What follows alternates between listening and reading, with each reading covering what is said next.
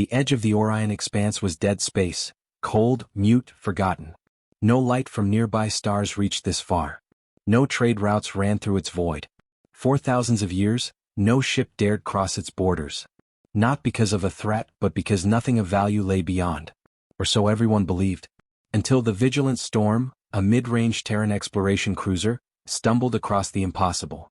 Captain Erin Voss had seen a lot in her time: stellar births, the decaying wreckage of war-torn empires, even the spiraling madness of rogue AI colonies, but nothing prepared her for the shape that appeared in the void.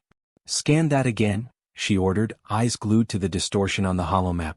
Her XO, Lieutenant Jean Rao, frowned. "Already rescanned it 3 times. Same result. It's massive, metallic, dormant, and not on any registry. Doesn't match any known design, human or Xeno." The crew fell into a tense silence.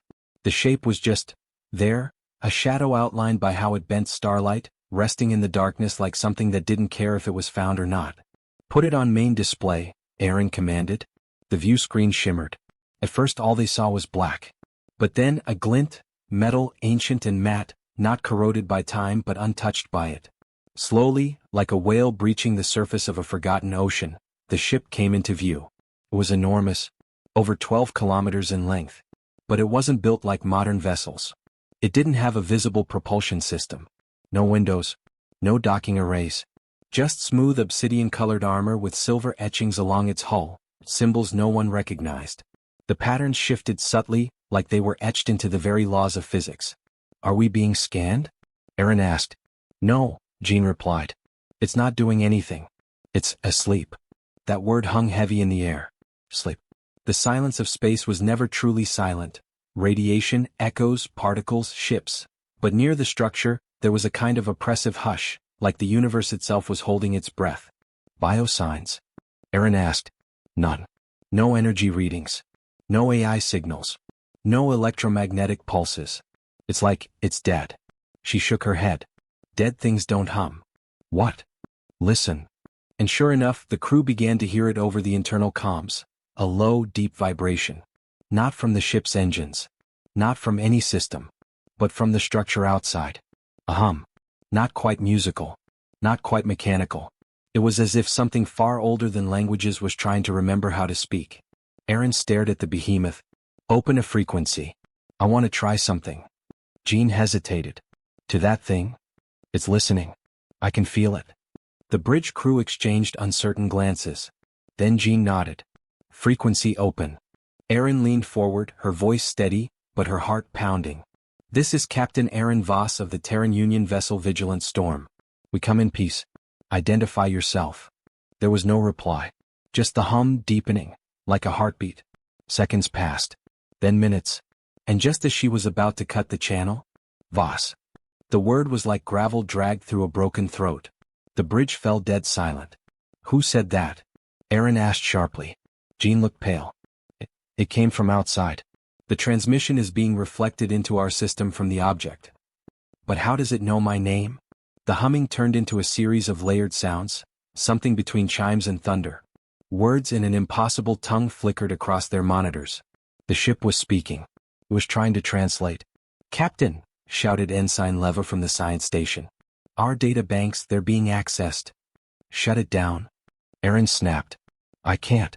It's not breaching security. It's asking permission." The humming grew louder. Then suddenly, every screen on the ship flickered off.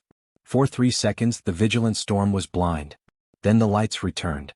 The display now showed a single symbol glowing in eerie golden light, a circle broken by 3 diagonal lines.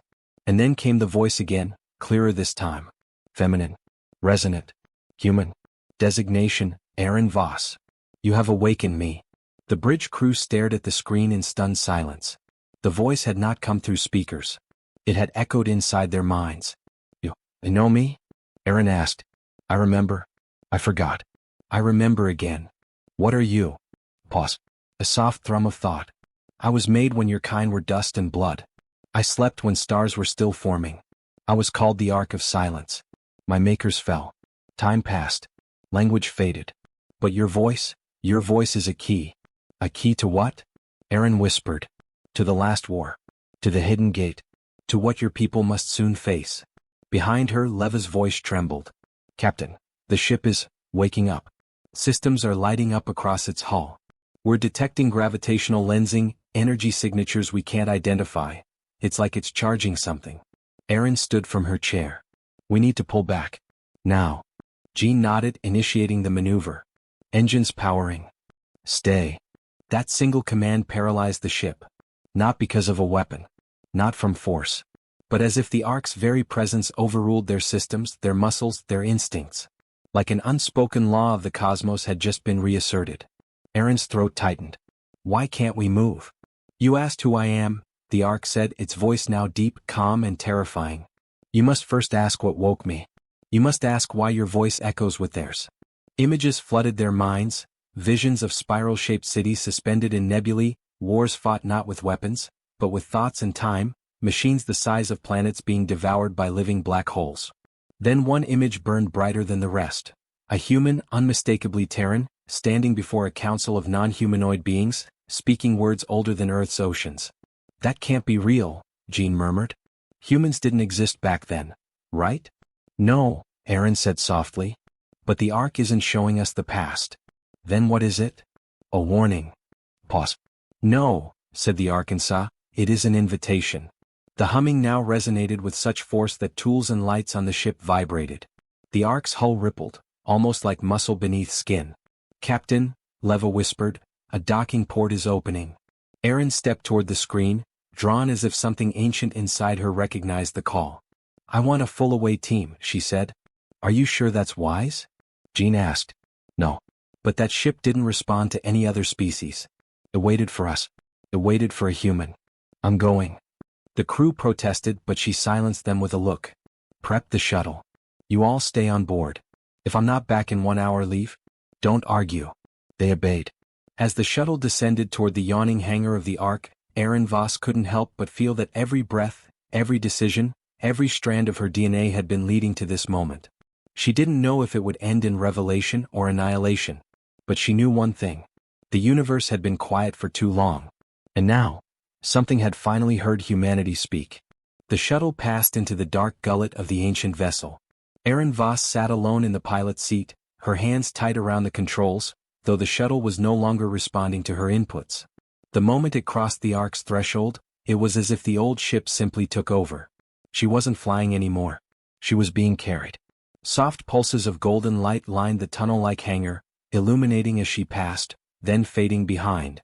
There were no docking clamps. No artificial gravity signatures. Yet the shuttle glided as though on rails, graceful, precise, inevitable. Erin's breathing slowed. Not because she felt safe, but because something about the Ark demanded calm. It was as if panic had no place inside its halls. As though fear itself was not allowed here. The shuttle coasted to a stop in a massive open bay. No machinery moved. No guards appeared. But the instant the vessel settled, the door hissed open with a gentle sigh, uncommanded. Erin rose from her seat and stepped out. The air inside the Ark was breathable, warm even, with a faint scent she couldn't identify, like ozone and petrichor after a storm, mingled with the scent of old books. Felt alive. Not artificial. Not manufactured. It was as though the Ark remembered what air should feel like. Her boots made no sound as they touched the floor. The surface was metallic but soft, textured with ancient lines of shifting script. As she moved, the script lit beneath her feet, forming a trail of amber that led deeper into the ship. The Ark was guiding her. Captain, Jin's voice crackled in her ear. I read you. We're picking up something strange. Not energy, not radiation, more like memory echoes. Sensors can't pin it down. The ship is resonating with your movements. I can feel it, she said. Tell the crew to maintain radio silence unless I call. I don't want to spook whatever this thing is. Jin's pause was long. Then, be careful. Erin moved forward. The corridor opened into a chamber that defied logic. It was a sphere. No doors, no ceiling, no floor. Just layers of floating platforms arranged in a spiral that extended both up and down beyond sight. Walls glowed with constellations that shifted, not like screens but like windows into other skies. She stepped onto the first platform. It accepted her weight like it had been waiting eons for this moment. Above her, one of the stars blinked out. Then another. A slow cascade of darkness, as if something were coming down the spiral toward her, turning out the lights of time as it moved. She reached for her sidearm instinctively. "You do not need that," the Ark said, its voice echoing from nowhere and everywhere. "You'll forgive me if I prefer to be cautious," Aaron replied. "There is caution," the Ark said gently, "and there is fear. One is useful, the other crippling. Then help me understand what I'm walking into." Another pause. Then a form emerged ahead. Not a person. Not a projection. A statue perhaps, humanoid, tall, robed, arms outstretched as if to embrace or challenge. She moved closer. The face was human. Not exactly, slightly elongated, the skin a pale silver, the eyes deep and multi-layered like gemstones underwater. "You knew my voice," Aaron said aloud. "I knew your blood," the Ark replied. "You are a descendant of those who once walked among the stars not as children but as authors. You are a whisper of their will. Their last echo." Aaron frowned. "Humanity doesn't have a pre-spacefaring empire. We were barely out of our caves 50,000 years ago. Your science is young. Your history a fracture. The ones who seeded this galaxy burned their legacy to save it. You call yourselves human, but your ancestors called themselves something else." "What?" There was a long silence. Then, "Varellan. The Echo-born." The word shivered in her mind like a half-remembered dream. "You expect me to believe humanity came from a species that colonized stars before recorded time?" "I do not ask belief," said the Arkansas, "I ask memory." Suddenly the floor beneath her flashed. Images burst to life, holograms without projectors, sounds without speakers. She saw Earth, not as it was now but in some forgotten past. Its sky choked with floating cities. Its oceans laced with ribbon-like structures extending into space. A world not under siege but in control. And then the images shifted. A fleet, ships shaped like crescent moons and burning trees, approached. The Varellan fought back but not with weapons. With thought. With frequency. With entire species as living technologies. But they were overwhelmed. Their last act was forgetting. Locking their legacy in code and hiding it from time. "Why show me this?" Aaron whispered, awed. "Because it is beginning again," the Ark said. "The ones who ended the Varellan have returned. And they will finish what they began. Unless you remember who you are." "I'm just a captain of a mid-tier science vessel," Aaron said, her voice tight. "Not a chosen one. Not a reincarnated ancient." "No," the Ark said. "You are not chosen. You are eligible." "Eligible for what?" A sound echoed from above. Footsteps. Real ones. Aaron snapped around, weapon raised. A figure descended the spiral above, cloaked, armored in something like bone and starlight. Their face was covered by a helm carved with the same symbol Aaron had seen on the Ark's display, the circle broken by 3 diagonal lines. When the figure reached her platform it stopped. It spoke. "You are early," it said. The voice was male, deep, tinged with age but unshaken. "And you are?" Aaron asked. "Custodian. I maintained the Ark while it slept." "For how long?" "Since your kind sealed it." She stared. "You're Varellan?" "I was made by them. Not born. An AI. Something older. Something between life and code. Something your kind once called a sential." He stepped forward and as he did, her weapon grew cold, frozen solid in her hand. It cracked and shattered like glass. "I do not seek to harm you, Captain Voss," he said. "I seek to prepare you." "For what?" The custodian turned toward the shifting stars along the wall. "For what is already coming." Outside, aboard the Vigilant Storm, the crew began shouting across the bridge. "Something's coming out of hyperspace." "Where?" "All vectors. It's not a fleet, it's rips in space." Aaron heard them. The custodian did too. He closed his eyes. "The silence did not last," he said quietly. "The song returns. And with it, the ones who silenced it before." Aaron turned to him. "You're saying this ship isn't just a relic. It's a weapon." "No," he said. "It is an answer." "Then give me the question." He finally looked her in the eye. "Will your kind rise again, or vanish, forever forgotten, in silence?" Outside the Ark began to change. Panels lifted from its hull. Lights ignited like ancient stars awakening. A low pulse rippled out from the ship, cutting through the void, and the incoming distortions paused. As if recognizing something. As if fearing it. Aaron took a breath. She knew this was bigger than her. And somehow, deep in her bones, she also knew. This was only the beginning. Outside the Ark, space groaned. Reality twisted as rifts formed, tears in the fabric of the void, not from any known hyperspace drive but something older. Organic? Wrong. From the bridge of the Vigilant Storm, Lieutenant Jean Rao gripped the edge of the command console, knuckles pale. Ensign Leva, confirm what I'm seeing. Leva's hands danced across the controls. Confirming, sir. 9 breaches. Not warp tunnels. They're dimensional scars, one forming every 7 seconds. Are they vessels? I don't know what they are. No identifiable structure. Just mass pressure. Like something heavy trying to be born. Captain Voss, do you copy? Jean shouted into the comm. Inside the Ark, Aaron heard the voice crackle in her ear, distorted. We're being surrounded, Jin's voice said. Requesting immediate instruction. But the Ark responded before she could. The walls around her pulsed. Gold veins of light surged through the metal like blood through ancient arteries. The custodian turned toward a rising platform behind them where a seat, no, a throne, emerged from shadow. You must take command, he said. Aaron blinked. What? The Ark was built to answer only to a voice keyed to the Virellin's last strand. You carry that strand. Speak and it will obey. But I don't know how. You don't need to, the custodian replied calmly. It remembers. Aaron hesitated, then stepped forward. The seat was not technological in the conventional sense. It looked sculpted from stone and starlight, with armrests etched in symbols that shifted even as she looked at them. She sat.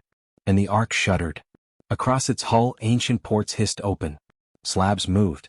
Weapons emerged, not missiles, not turrets, but lattices of light folding into themselves, forming rotating glyphs that hummed in hungry harmony. The custodian raised his eyes to the chamber ceiling. They come. Aaron closed her eyes and spoke aloud. Ark, shield the Vigilant Storm. Now. The Ark responded immediately. A ripple surged outward. A dome of translucent energy enveloped her cruise ship like a mother pulling her child behind her. Captain? Jin's voice came through clearer now. A shield just wrapped us. Where did that come from? From me, Aaron said. From the Arkansas hold position. Let me deal with what's coming. Copy that. You're the center of the storm now. As the last rift opened, the darkness inside peeled back. Shapes emerged. They weren't ships. They weren't alive either. They were something in between, long fractal constructs made of bone and void light, each one moving in unison like a hive of dead gods. Dozens of them. Maybe hundreds. And they didn't use engines to move. They willed their motion. The custodian's tone grew grave. They are the woken. The ones who erased your kind's memory. They travel in silence. They speak in entropy. They consume the light behind stars. Aaron stared at the monstrosities now forming a ring around the Ark. What do they want? Nothing, the custodian said. That is what makes them terrifying. They erase not out of vengeance, but because they believe in the purity of silence. And they have come to test if your voice still matters. One of the woken forms shuddered. A ripple of distortion swept toward the Ark. A weapon. Aaron stood. Countermeasures, now. The throne responded. From the Ark's underbelly, a wave of harmonized sound erupted, inaudible to the human ear but felt deep in the bones. It was like standing next to a tidal wave made of pressure and time. The pulse met the incoming distortion, and canceled it. Not with force, but with memory. The woken construct reeled. They can be pushed back? Aaron asked. Yes, the custodian said. But not destroyed. They are echoes of the first silence, fragments of a universe that did not birth stars. But your kind once pushed them to the edge of space and locked them out. And now, they are testing the lock. Aaron inhaled. Then let's remind them who turned the key. She extended her hand, and the Ark responded. Platforms lit in sequence, creating a three-dimensional star map around her. Red points marked the woken positions. Blue lights danced where human systems lay nearby. They were far, but not unreachable. If we fall, they move next on the fringe colonies, Aaron said. Earth won't even see them coming. That is why we will not fall. Aaron glanced at him. Why do you believe that? Because, the custodian said, you woke me not with weapons or technology or dominance. You woke me with voice. That is what the woken fear. The resonance of identity. The persistence of will. As if to answer, the woken fleet began to move. They didn't fire. Instead they sang. The sound came from the vacuum itself, low, despairing, a vibration that passed through the Ark like sorrow through stone. The walls dimmed. The throne's lights flickered. They are invoking unmaking, the custodian whispered. They will unwrite this place. No, Aaron said, jaw tightening. Not while I'm here. She focused. The Ark's core stirred. Her thoughts weren't commands. They were intentions, and the Ark interpreted. Memory banks from a dead civilization opened. Tactical matrices began to shift. And then, the Ark moved. It didn't launch. It didn't jump. It rewrote its position. One moment it floated in the center of the Woken ring. The next it was behind them. In unison the Woken turned, but too late. The Ark released a pulse, not energy, not matter, but meaning. Each Woken ship caught in the wave paused, and fractured. Their forms broke not physically but ideologically. Their coherence shattered. They had been questioned. And the question was too strong. 3 down, Aaron breathed. More come, the custodian warned. Another ripple in space. New tears forming. Aaron reached back into the throne, digging deeper than before. More memories surfaced. Visions of the Varellan in their final days, standing atop stars, voices lifted not in war but in harmony. Their defenses were not machines. They were songs layered in geometry, emotion, and truth. Aaron understood now. This ship wasn't a warship. It was a reminder. A defense not just of matter, but of meaning. The Woken couldn't be killed, but they could be denied. Denied by the presence of a voice that refused to be forgotten. Let's end this, Aaron whispered. The Ark obeyed. A final chamber opened at the base of the throne, a place where thought and intent merged, and Aaron stepped inside. She floated weightless, surrounded by glyphs that mirrored her heartbeat. I remember, she whispered. The Ark whispered back, then speak. Aaron did. She spoke of Earth, of its chaos and hope, of its music and wars and laughter. She spoke not to inspire but to declare that humanity existed, that they had risen and stumbled but never vanished. She declared their right to remain, and the Ark sang with her. Across the void the song spread. Not a melody but a resonance, a note of defiance, a pitch of belonging, the kind of frequency that no machine could falsify. The Woken hesitated. One by one they blinked out, not destroyed but denied. Their logic, their purpose undone. Silence returned. But it wasn't empty now. It was full. Full of a voice that refused to go quiet. The Woken were gone. Not destroyed, just denied. Like shadows at dawn, they had no anchor left to cling to. Aaron Voss floated in the Ark's core, her body suspended, her breath slowed to match the rhythm of something ancient and vast. The Ark's voice, now no longer fragmented or strained, spoke to her gently. It is done. Aaron opened her eyes. For now. Yes. But they will return. They always return. Silence seeks to reclaim the stars, but voice, even alone, always survives. Outside, the vigilant storm hovered safely in the golden sphere of the Ark's protection. The crew hadn't moved, hadn't dared. They had watched as the impossible unfolded, heard the echoes, felt the wave of meaning roll across their instruments like a sentient tide. Inside, the custodian stood quietly beside the throne. You did what we could not, he said as Aaron descended from the core chamber. The last Varellan chose silence to protect what little remained. You chose voice. I didn't do it alone, she replied. No, the custodian nodded. But you began. And that matters. She looked around the central chamber, the once dormant halls now humming with life. The Ark was awake. Fully. Permanently. What now? She asked. That depends on what you do with what you now know, the custodian said. The galaxy sleeps, Captain. But not out of peace, out of ignorance. And the ones who wake first, shape the future. Aaron stepped back to the throne and placed a hand on it. What is this really? A ship? A relic? The Ark answered for itself. I am a song in steel. A memory wrapped in time. I am the anchor of an echo. And now I am yours. You serve me? I serve your choice. Aaron stared at the starfield overhead, and 1,000 conflicting thoughts swirled in her mind. About Earth, the Council, humanity's fragility, and its rage and beauty and confusion. Then my first choice, she said slowly, is to return. To tell them. To warn them. To show them. A wise beginning, the custodian replied. The Ark hummed in agreement. But then came something unexpected. A light flared in the wall. A door opened, one that hadn't existed moments before. Aaron approached cautiously. Inside, the chamber was small and empty, except for a single object floating in the center. A cube. Simple. Black. Seamless. Silent. What is that? She asked. The custodian stepped forward, hesitated, then spoke not as an ancient entity but as something reverent. The archive. What kind of archive? Everything. The entire history of the Varellan. Their science, their knowledge of other civilizations, their catalog of ancient enemies including the Woken. All of it. Erin's heart stopped. This belongs to humanity now, she whispered. No, said the Arkansas, it returns to humanity. It was always yours. Erin reached out and touched the cube. It was warm. And it sang. 2 days later, the vigilant storm crossed back into mapped space. They didn't go directly to Earth. Erin sent the encrypted signal ahead, a special channel reserved for Earth's First Contact Contingency Council. When they received the ping, everything stopped. Debates were cancelled. Ships rerouted. Assets mobilized. The Ark followed silently behind, cloaked in nothing, but visible to anyone looking. And everyone was looking. No one had seen anything like it before. Not the Council, not the core worlds, not the fringe scavengers who watched deep space like vultures.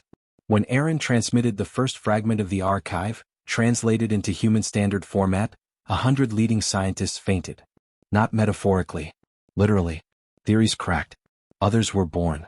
When she transmitted the memory of the Woken's arrival, the Council's bravest admirals simply sat in silence, jaws clenched, eyes wide. No one questioned what Erin said next. They're coming again. And no one objected when she said, Earth must be ready. In the weeks that followed, Erin Voss disappeared from public life. Some said she had been elevated to the position of first voice, a new role built solely to interface with the Arkansas. Others claimed she had left again, following the ancient beacons hidden in the archive. A few conspiracy theorists believed she had always been a Varellan reborn. They were all wrong. And they were all right. Because Erin Voss wasn't a prophet. She wasn't a chosen one. She was a woman who listened. A woman who chose to speak. And in a galaxy on the edge of forgetting itself, where silence loomed larger than ever, that made her the most dangerous being alive. Transmission ends. But your journey doesn't have to. Cyclone, subscribe to the Void Narrative Cyclone. Because some stories aren't just told, they're remembered. Some echoes aren't just noise, they're warnings. And the next signal might come for you. So plug in. Stay alert. And if you hear a voice in the void, answer it. Play button, subscribe now to uncover what sleeps beyond the stars.